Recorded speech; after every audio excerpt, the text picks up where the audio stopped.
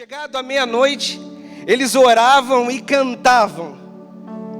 Acredito eu que com muita dor no corpo, mas isso não inibiu eles de adorar, de cantar e orar ao Senhor. Me coloco eu no lugar e talvez junto com vocês, se nós teríamos a mesma atitude de estar orando e cantando ao Senhor, e mesmo no momento de dor. Diz a palavra que aquela prisão estremece as estruturas, os portões da prisão se abrem, e naquele momento que se abrem, o carcereiro acorda porque ele estava dormindo, pois os magistrados colocaram o carcereiro para que os prisioneiros não fugissem da prisão. E nesse momento acontece algo. O carcereiro acorda desesperado, puxa sua espada para se matar. Paulo dá um grito dizendo: não se mate. Quando Paulo dá esse grito, o carcereiro olha para eles, vê que eles estão ainda feridos. Paulo diz: não se mate. O carcereiro leva eles para fora e diz o seguinte: como eu faço para ser salvo? É neste momento que algo muda no reino dos céus. Quando entendemos o propósito que Deus tem, aonde Ele nos leva. Diz a palavra de Deus que Paulo prega o evangelho para o carcereiro aceita Cristo, leva ele para sua casa, sua família aceita Cristo, eles se batizam, depois o carcereiro vai até os magistrados, os doutores da lei, chega lá, o que acontece? Eles mandam soltar Paulo e Silas, porque descobrem que eles são romanos, e eles ficam com muito medo, mas quando acontece isso, Paulo diz: não, eu quero que eles venham até aqui, eles têm que nos libertar, eles têm que nos liberar, não foi eles que nos prenderam? Eles vão até Paulo e Silas e falam: vocês estão livres. O que eu quero te dizer com esse contexto para nós iniciarmos a palavra? Nunca podemos dizer ou questionar a Deus de onde Ele nos envia, pois Ele sempre tem um propósito: salvar a todos, levar o seu evangelho a todos, levar o seu amor, a sua paz que excede todo entendimento. Quando nós cantamos tudo eu considero perda, Paulo tinha esse entendimento, porque só quem tem esse entendimento consegue realmente estar com dor e mesmo assim estar orando e louvando ao Senhor. Não sei vocês, mas eu sempre fico pensando: que canção era essa que eles cantavam ao Senhor, para toda a prisão estremecer, para os céus destinarem atenção absoluta para eles. Que canção que eles cantavam! Glórias a Deus. Adentramos aqui no capítulo 3 de Filipenses. Para projeção eu estou na nova versão de hoje, tradução de hoje. Quero ler com vocês o capítulo 3, para nós entendermos as verdades de Deus doutrinária. Amém? Glórias a Deus. Finalmente, meus irmãos, alegrem-se no Senhor. Escrever-lhes de novo as mesmas coisas não é cansativo para mim, é uma segurança para vocês. Cuidado com os cães, cuidado com esses que praticam o mal, cuidado com a falsa circuncisão, pois nós é que somos a circuncisão, nós que adoramos pelo Espírito de Deus, que nos gloriamos em Cristo Jesus e não temos confiança alguma na carne. Embora eu mesmo tivesse razões para ter tal confiança, se alguém pensa que tem razões para confiar na carne, eu ainda mais. Circuncidado no 8º dia de vida, pertencente ao povo de Israel, a tribo de Benjamim, verdadeiro hebreu quanto à lei, fariseu, quanto ao zelo, perseguidor da igreja, quanto à justiça que há na lei, irrepreensível. Mas o que para mim era lucro, passei a considerar perda, por causa de Cristo. Mais do que isso, considero tudo como perda, comparado à suprema grandeza do conhecimento de Cristo Jesus, meu Senhor, cuja causa perdi todas as coisas. Eu as considero como esterco para poder ganhar a Cristo e ser encontrado nele, não tendo em minha própria justiça, que procede da lei, mas a que vem mediante a fé em Cristo. A justiça que procede de Deus se baseia na fé. Quero conhecer a Cristo, o poder da sua ressurreição e a participação em seus sofrimentos, tornando-me como ele em sua morte, para de alguma forma alcançar a ressurreição dentre os mortos. Não que eu já tenha obtido tudo isso ou tenha aperfeiçoado, mas prossigo para alcançá-lo, pois para isso também fui alcançado por Cristo Jesus. Irmãos, eu não penso que eu mesmo já tenha alcançado, mas uma coisa eu faço, esquecendo-me de todas as coisas que ficaram para trás e avançando para que estão adiante, prossigo para o alvo, a fim de ganhar o prêmio do chamado celestial de Deus em Cristo Jesus. Todos nós que alcançamos a maturidade, devemos ver as coisas dessa forma.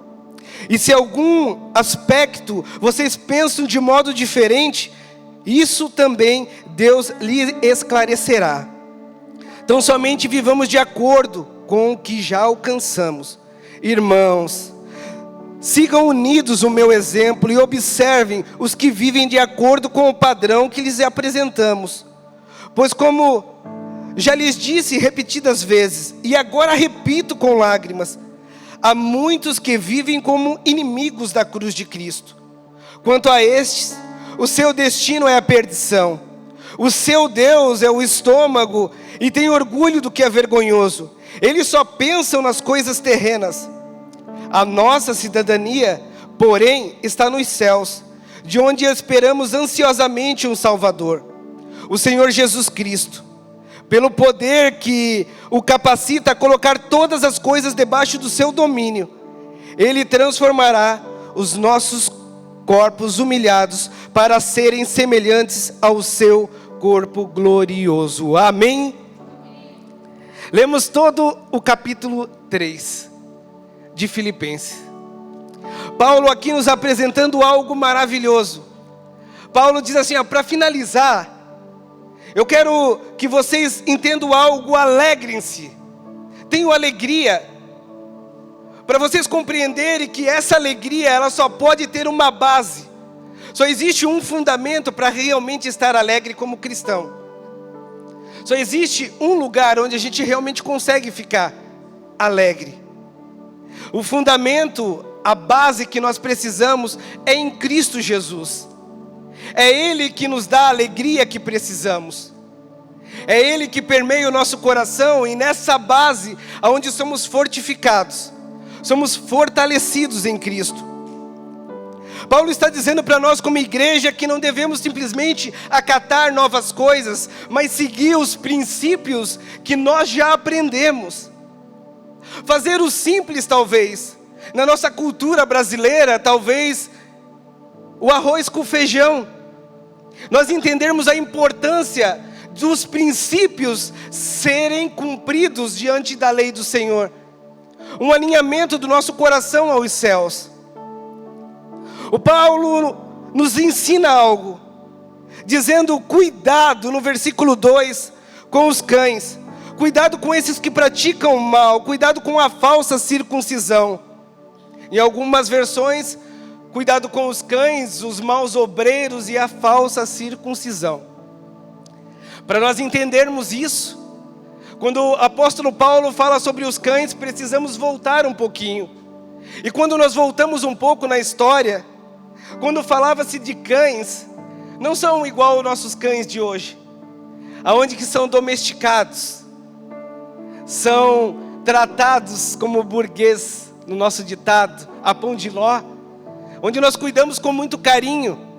Mas os cães daquela época eram semi-selvagens. Eles andavam em matilhas, eles andavam em bando, fazendo o quê? Procurando uma presa fácil. Quando Paulo fala de cães, ele está querendo dizer, cuidado com a cultura de cristianismo judaizante. Essa cultura que é embutir em vocês, para nós como igreja, que o quê? Que se você não for circuncidado na carne, você não merece a salvação. Paulo está querendo nos chamar a atenção, dizendo, ei, cuidado. Cuidado porque eles falam de algo que não condiz mais. Depois da cruz de Cristo não condiz, a gente entra num tempo da graça. E agora a circuncisão não é na carne. A circuncisão nossa é no nosso coração. E aí Paulo começa a dizer, a revelar, a dar um testemunho de quem ele é. Paulo diz o seguinte, pois é nós que somos a circuncisão, nós que adoramos pelo Espírito de Deus, que nos gloriamos em Cristo Jesus e não temos confiança alguma na carne, embora eu tivesse razões para tal confiança. Aqui eu quero chamar um parênteses para vocês, quando Paulo diz, nós adoramos no Espírito, é porque esse entendimento ele passa a ser que o Senhor hoje, nos dias de hoje, nos dias de Paulo, ele busca verdadeiros adoradores que adorem ao Pai em espírito e em verdade. E não é mais por uma circuncisão feita na carne. Agora Deus olha para o teu espírito e fala assim, eu quero ver se esse irmão, se essa irmã, ou se esse meu filho e minha filha verdadeiramente me cultuam todos os dias pelo seu espírito. Aí quando nós se reunimos no domingo para vir celebrar e adorar a Deus, só é uma entrega do que nós já vivemos no nosso dia. Um relacionamento genuíno e verdadeiro com o Senhor. Nesse momento, Paulo fala algo e dá um testemunho de quem ele é. Paulo diz o seguinte, Paulo fala da seguinte forma assim, ó. Circuncidado no 8º dia. O que isso quer dizer? Só um verdadeiro judeu era circuncidado no 8º dia. E Paulo começa a revelar isso. Circuncidado ao 8º dia, pertencente ao povo de Israel. Ele quer dizer, eu sou israelita. Eu venho da origem, da linhagem de Israel. Da tribo de Benjamim. Verdadeiro hebreus quanto à lei. Fariseu. Quanto ao zelo perseguidor da igreja. E quanto à justiça que há na lei, irrepreensível. 3 pontos eu quero chamar a nossa atenção. Os privilégios de Paulo de ser circuncidado já mostra o padrão de vida que Paulo levava, de ser totalmente correto diante da lei. Ele era de uma linhagem de Jacó. Benjamim era o único filho de Jacó que nasceu na terra prometida, caçula de Jacó. Foi o único da tribo que jurou, que se juntou com Judá para a dinastia David. Primeiro rei de Israel veio da tribo de Judá. Paulo está querendo dizer assim, ó, olha, tudo o que os judaizantes estão querendo trazer para vocês, tudo isso eu sou polido, regrado e totalmente irrepreensível. Paulo diz o seguinte, eu, sangue de hebreu, verdadeiro hebreu, quanto à lei, sim, fariseu, zeloso, eu era tão fanático que eu perseguia a igreja. Eu era tão irrepreensível com a lei que eu perseguia os cristãos.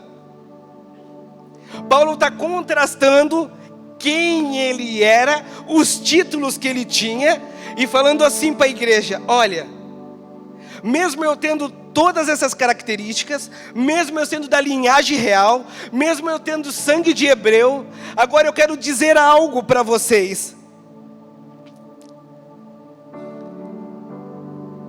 Paulo diz o seguinte, aqui ele vai colocar para nós o que ele via como crédito e agora o que ele vê como débito. Tudo isso que os judaizantes falam que é preciso, a circuncisão que eles estão falando para vocês, que vocês não vêm da linhagem, que vocês agora não podem ter a salvação, e que vocês como gentios agora não podem herdar o reino dos céus, que vocês só servem para ser queimados no inferno. Paulo diz o seguinte, tudo isso tudo isso agora eu quero mostrar para vocês que eu, Paulo, no versículo 7, mas o que para mim era lucro, passei a considerar como perda. Tudo que Paulo tinha, todas as bases de Paulo, todos os fundamentos dele, tudo que ele vivia, a partir do momento que ele conhece a Cristo Jesus, num relacionamento genuíno e verdadeiro, ele fala: eu considero tudo isso como perda. Mas o que para mim era lucro, passei a considerar como perda por causa de Cristo. Mais do que isso, considero tudo isso como perda, comparado com a suprema grandeza do conhecimento de Cristo, Jesus, o meu Senhor, por cuja a causa perdi todas as coisas. Eu as considero como esterco para poder ganhar a Cristo e ser encontrado nele, não tendo a minha própria justiça, que procede da lei. Paulo aqui nos ensina algo. Nós podemos ter títulos, nós podemos carregar talvez um título de uma nobreza ou de um nome reconhecido, mas tudo isso não tem relevância quando nós verdadeiramente nos achamos em Cristo. Quando verdadeiramente nós vivemos pelo propósito e encontramos o verdadeiro coração de Cristo em nós, toda a nossa ótica do que para nós tinha valor começa a ser transformada. Nós começamos a ter uma nova realidade. É como se as nossas lentes espirituais fossem trocadas. E ali tudo que eu tanto buscava ou ansiava, todo o meu anseio por uma busca terrena, ela começa a ser transformada. E Paulo continua nos ensinando. Na viagem que Paulo faz à Itália, na Roma, lembram vocês os 276 passageiros, mas o capitão e os marinheiros em alto mar? Quando Paulo está em alto mar, nessa embarcação, diz a palavra que tem uma tempestade muito forte. E nessa tempestade muito forte, eles decidem algo. Eles decidem fazer algo que talvez nós hoje não faríamos. Eles pensam no seguinte: a tempestade está muito forte. E nessa tempestade eles pensam no seguinte: vamos jogar toda a carga fora. Tudo que tem valor, que é o trigo que nós estamos levando, vamos jogar fora, porque se nós jogar fora a embarcação vai ficar mais leve e talvez nós não vamos morrer. Num contraste com Atos, eu estou querendo mostrar a nós que muitas vezes tudo que tem mais valor para nós, o Senhor fala: joga fora. Porque se você tiver a minha presença, tudo que tu considera como lucro, ou tudo que tu considera como vantagem, não é mais assim no meu reino. Todas essas coisas não têm valor para mim. Porque a palavra de Deus nos ensina algo: ama o teu Deus acima de todas as coisas. Mas nós sempre andamos pela linha contrária do que a palavra nos ensina. Nós amamos as coisas e depois buscamos a Deus. Nessa passagem Paulo nos ensina algo: que precisamos aprender a viver livre do que nos prende, livre do que nos aprisiona, livre do que nos mantém tão prisioneiros de nós mesmos. Porque a palavra de Deus nos ensina que quando Paulo está escrevendo essa carta, ele está preso fisicamente, mas emocionalmente e espiritualmente Paulo não está preso, porque mesmo lá na prisão ele usa esse tempo em favor de nós, porque ele escreve essas cartas para que hoje, através da palavra de Deus, a gente viva de maneira eficaz. E assim vamos adiante. Existe uma única obra que nos leva para o céu, um único amor, a obra de Cristo Jesus na cruz. Ela que define todas as nossas prioridades, ela que nos justifica realmente pela fé, A base da nossa salvação é Cristo Jesus, mas a fé é a apropriação dessa salvação. A base que nos dá a herança da salvação foi o que Jesus fez por nós na cruz, onde Ele se entregou por amor a nós. Uma das coisas mais importantes que precisamos entender: se queremos ter uma vida extraordinária nessa terra, se queremos cumprir o nosso chamado ou o nosso legado nessa terra, só existe uma forma: se nós temos uma concordância com os céus. Porque a palavra nos ensina algo. Não precisa de muito para nós vivermos o extraordinário de Deus, Carla. Precisa do nosso coração verdadeiramente uma obediência. O problema nosso é que a gente não gosta de obedecer aos princípios de Deus. Nós gostamos de falar de Deus, gostamos de cantar as canções de Deus, mas não gostamos de obedecer a Deus. Até muitas vezes dizemos que obedecemos, mas por si só não obedecemos, porque falhamos em nossas condutas. Porque a palavra nos ensina, se nós conhecermos os princípios e a lei do Senhor, nós viveremos o melhor dessa terra. A palavra sempre vem como uma condicionante. Se tu anda em princípios, Deus sempre faz uma promessa. Mas nós queremos receber todas as promessas de Deus, pastora Marlise. Quer ver quando alguém fala para nós que nós vamos receber algo, ou que nós vamos ganhar algo, ou que nós seremos abençoados? A gente até fica feliz. Mas quando fala que nós precisamos de alguma forma obedecer a palavra de Deus, e obedecer a palavra de Deus é conhecer a palavra de Deus. Não gostamos durante a semana de pegar as escrituras e vamos ter mais um capítulo de Filipenses e acabou a série. E a minha pergunta para nós é: nós pelo menos lemos o livro de Filipenses? Nós pelo menos pedimos para que Deus nos ensine um pouco mais a viver de tal forma, numa entrega genuína? Paulo estudou, Paulo andou sobre todos os princípios da lei. Paulo era irrepreensível, quer dizer que ele cumpria tudo na íntegra. Mas quando ele tem um encontro com Jesus, ele muda tudo para viver um relacionamento com Jesus.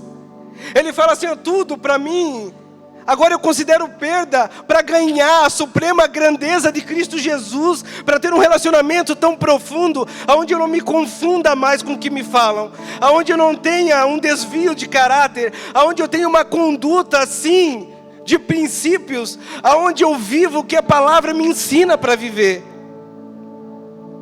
É nesse momento que Paulo nos chama a atenção, porque ele diz que mesmo indo nos lugares aonde ele foi pregar o evangelho, mesmo não tendo acontecido tudo de bom sobre a vida dele, ele diz que foi benéfico ele pregar o evangelho, porque a partir daquele momento pessoas aceitaram a Jesus e o evangelho começou a ser propagado, e as pessoas continuaram pregando o evangelho.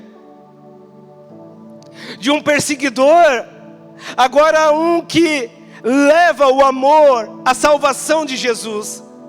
Agora um libertador. Agora uma pessoa que olha para tudo e diz assim: não tem nada melhor do que estar na presença de Deus.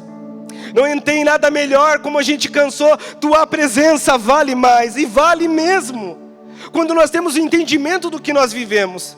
Se não são palavras soltadas ao vento.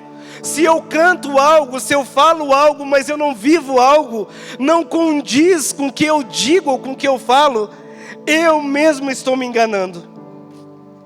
Eu mesmo não estou vivendo o que a palavra diz.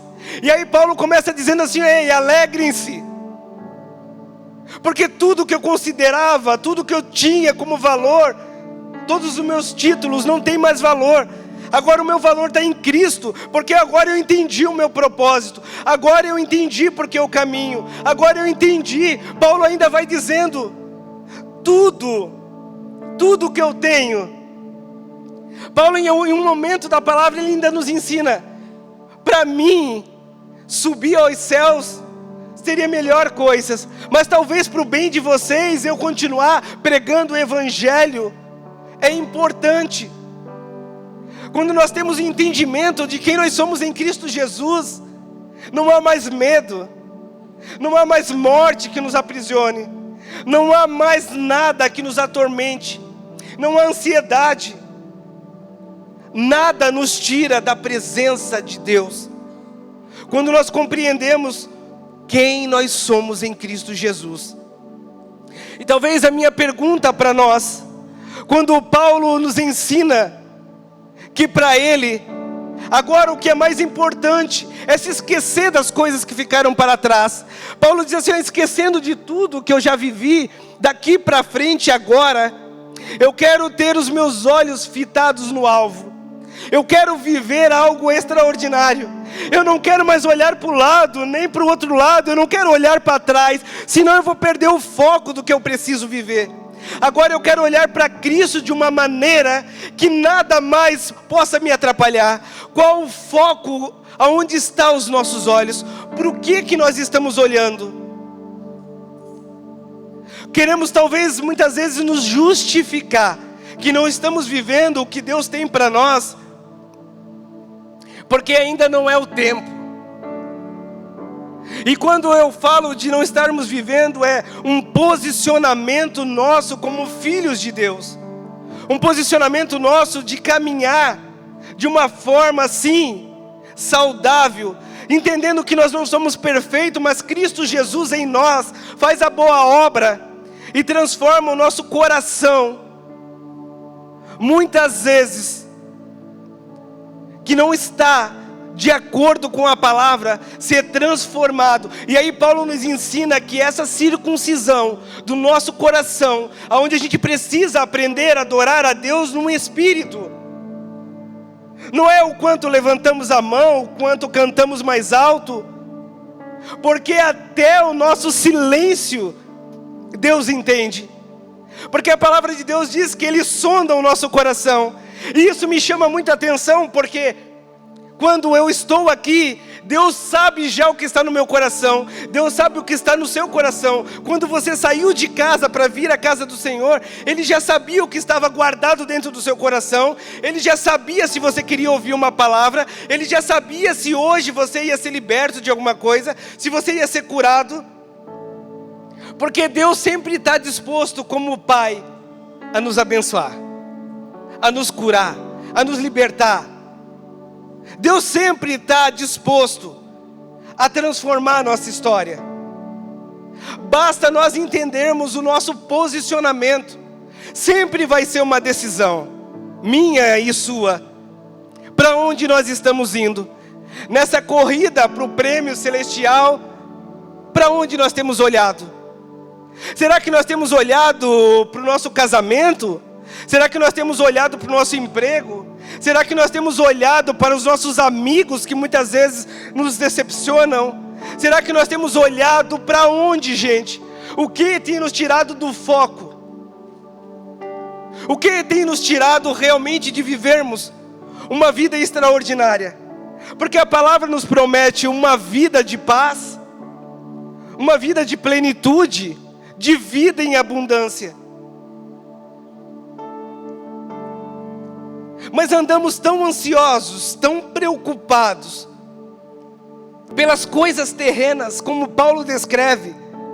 E Paulo descreve dizendo: olha, eles procuram as coisas terrenas, eles têm um orgulho, eles têm sim a vaidade no estômago, eles procuram essas coisas, mas nós não. Será que nós estamos vivendo realmente isso? Será que nós estamos vivendo o Evangelho de Cristo? Ou nós temos maquiado um Evangelho que nós estamos vivendo de uma forma não tão real? Talvez é isso que Paulo quer contrastar e falar para nós: olha, lá atrás sim, era pela carne, gente. Agora não, agora Deus te conhece pelo teu espírito. Deus conhece os teus pensamentos e Deus julga o teu espírito.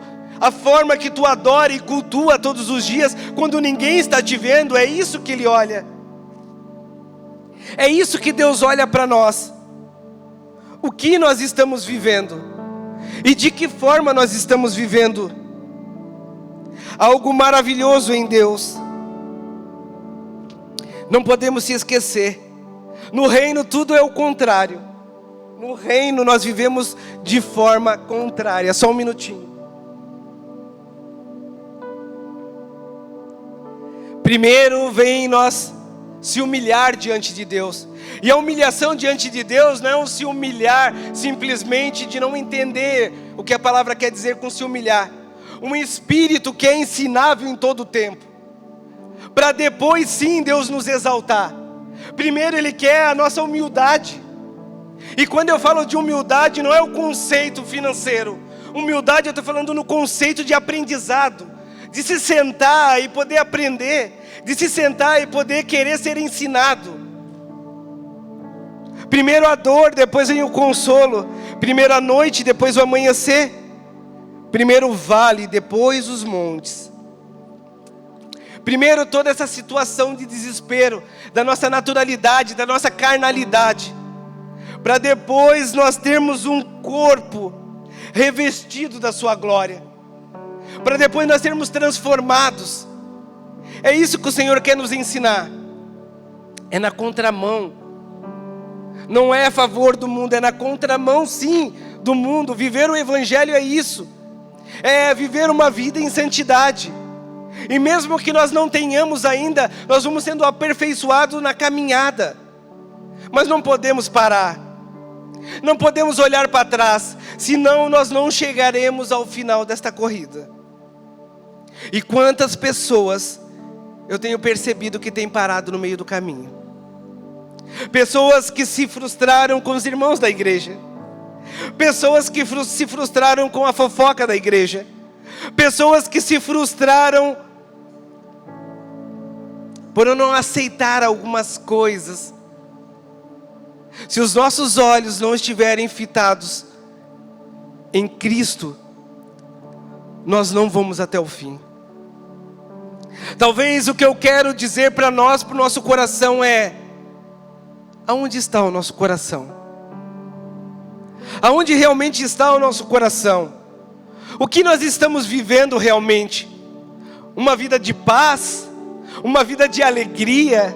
Uma vida de contentamento? Uma vida de gratidão? Uma vida de honra? Uma vida abençoada por Deus ou não? Em algumas coisas, pastor Fernando, eu até sou abençoada. Em outras coisas não, parece que as coisas não vão para frente. O que nós estamos vivendo verdadeiramente? O que tanto se assegura em nossos corações? O que tanto tem de valor dentro de nós? Porque nós cantamos que a sua presença vale mais do que a fama, do que o dinheiro e do que os prazeres. 3 poderes que regem, que querem dominar o nosso coração. Cada um sabe onde é a sua fraqueza. Eu também tenho as minhas fraquezas. É quando eu coloco o meu rosto no pó e peço para Deus me sustentar que eu consigo me manter. Porque na minha carne eu também não consigo, gente. Não é diferente para mim lá em casa, é igual para vocês. Eu também tenho que pagar contas. Eu também tenho que honrar como esposo. Eu também tenho que ser um pai amável. Eu também preciso aprender todos os dias a como ser zeloso. Uma das coisas que nós como pais, esposos, não podemos esquecer é que o sacerdócio real do nosso lar, o que é sacerdócio? Muitas vezes a gente tem negligenciado esse nosso papel. Sacerdócio fala de nós como homens. A Bíblia, quando fala de cabeça, ela diz: aquele que ora pela sua casa, aquele que intercede pela sua casa. Nós transferimos isso para nossas esposas, mas era um papel nosso chamar a presença de Deus para dentro da nossa casa. É um papel nosso como filhos de Deus, viver esse sacerdócio real. É isso que a palavra quer dizer. É nosso papel dobrar os joelhos e falar: Pai, guarda os meus filhos. Pai, eu profetizo sobre o futuro dos meus filhos. Pai, eu profetizo sobre a vida da minha esposa, pois ela tem sido submissa a uma missão junto comigo. Porque, meu irmão, elas têm que nos amar para nos suportar, gente. Nós somos falhos também. Mas nós termos esse papel muito bem definido, nós amarmos verdadeiramente como Cristo amou a igreja, dando a sua vida por ela, é nosso papel, gente. Também das esposas, de nos amar, ser submissa a nós. E ser submissa não tem nada a ver como ser mandada por nós, tem entender uma missão, submissão. Entender a missão que nós estamos caminhando junto. Esse é o entendimento da palavra. Nós vivermos isso dentro do nosso lar. Essa verdade que nos transforma. A mulher como alicerce, o homem como cobertura do lar. Como está a sua casa? Como está o seu lar? Os dois caminhando junto no mesmo propósito, na mesma visão. Entendendo o que o Senhor tem para cada um de nós, nessa geração, nesse tempo, é isso que o Senhor quer de nós. Não se enganemos, gente. A gente pode até enganar todos que estão à nossa volta, mas Deus conhece os nossos pensamentos quando a gente deita na cama. Deus conhece o nosso coração. Deus conhece o que se passa. A tua mulher pode até não conhecer tudo de você, mas Deus conhece. Tu pode até não conhecer tudo da sua esposa, mas Deus conhece o coração dela. Deus sabe o que se passa no coração. Eu vou contar algo para vocês. Estava eu em casa essa semana, no momento, no sábado ontem. O que aconteceu? Estava eu andando pela casa e eu tenho um costume de chamar a minha filha de Radassa, ou de Asha. Asha, vem cá. Radassa, quando eu falo Radassa é mais firme, quando eu falo Asha é mais natural. De repente ela sobe até o 3º degrau da escada, para e fala: pai. Oi, daí eu falei: oi, Radassa, eu posso te pedir um favor? Eu falei: claro, filha. Eu estava debaixo da escada escrevendo. Ela falou: tu pode me chamar de filha? Cara, perdão, gente, aquilo mexeu comigo. Aquilo mexeu comigo porque eu disse assim: eu tirei a única coisa que ela pode ter só de mim. Chamar ela de filha. Eu olhei para ela, aquilo, com certeza o Espírito Santo já falou comigo. Tu está tirando dela o privilégio de ser chamada de filho, de filha. E eu disse para ela: tá bom, meu amor, eu vou te chamar de filha, mas aquilo dentro de mim estava assim, ó, o que eu estava fazendo? Por mais que poderia ser carinhoso, eu tirei dela um privilégio. Assim somos nós com Deus. Não deixamos Deus nos chamar mais de filhos. E vamos nos afastando de Deus. E vamos permitindo Deus nos chamar sutilmente pelo nome. E aos pouquinhos vamos nos distanciando. E quando percebemos, estamos tão distante. E aí depois perguntamos: pai, aonde tu estás?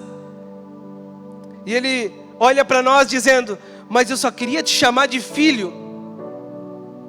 É isso que o Senhor quer de nós. É isso que o apóstolo Paulo compreendeu. Eu não quero ser simplesmente mais Saulo de Tarso. Agora eu quero ser Paulo, aquele que te conheceu, aquele que sabe verdadeiramente o teu evangelho, aquele que vive o reino de Cristo Jesus. E aquele minuto, toda vez que eu vou chamar minha filha, vem à minha mente: eu não posso tirar esse privilégio de ensinar ela que qualquer circunstância ou qualquer coisa que venha acontecer, ela sempre vai ser minha filha. Precisamos ter isso no nosso coração. Precisamos carregar essa verdade. O diabo tenta todos os minutos colocar em nossa mente que nós não somos filhos de Deus, e nós somos filhos de Deus. Nós aceitamos a Deus como nosso Pai, a Cristo Jesus como nosso Senhor. Nós entendemos a importância disso. E aí, quando eu entendo tudo isso, realmente eu tenho que concordar com Paulo e dizer: não tem nada mais importante para mim do que a tua presença. Não tem nada mais importante para mim do que a tua graça, Jesus. Eu prossigo para o alvo. Eu prossigo a fim de ganhar o prêmio chamado celestial de Deus em Cristo Jesus. E o Senhor nos fala para nós alcançarmos esta maturidade. E Ele nos transformará. Uma transformação de mentalidade. Nós precisamos viver uma transformação. Gente, eu entendo. Nós não mudamos do dia para a noite. Nós vamos mudando aos poucos. Mas só tem uma forma de nós mudar. A palavra de Deus diz que o meu povo perece por falta de conhecimento. Só existe uma forma de nós mudar qualquer coisa em nossa vida, é com conhecimento. Quando temos a verdade de Deus, nós começamos a mudar todas as coisas em nossa vida. O que antes parecia ser bom, nós mudamos e nós começamos a ter uma nova vertente, uma nova verdade. A verdade das doutrinas de Deus sobre a nossa vida, esses princípios. E eu quero te convidar a viver isso. Viver o que o apóstolo Paulo viveu. Olhar para tudo que você vive e falar: olha, tudo para mim, tudo isso não tem sentido se eu não tiver a tua presença, Senhor. Não tem sentido se eu não te ouvir mais, Senhor. Davi tinha esse entendimento: Pai, não tem sentido, não afasta de mim a tua presença. Se o nosso coração estiver nesse lugar, vai vir as tempestades, porque a palavra não nos isenta disso. Mas você vai estar contente, você vai estar alegre, porque nessa tempestade o Senhor está à tua frente. Ele está te levando só a um nível maior de maturidade. O que é maturidade? Experiências que vivemos na vida real, onde nos leva num nível de suportar coisas que antes nós não suportávamos. Essas experiências trazem a nós um nível de maturidade.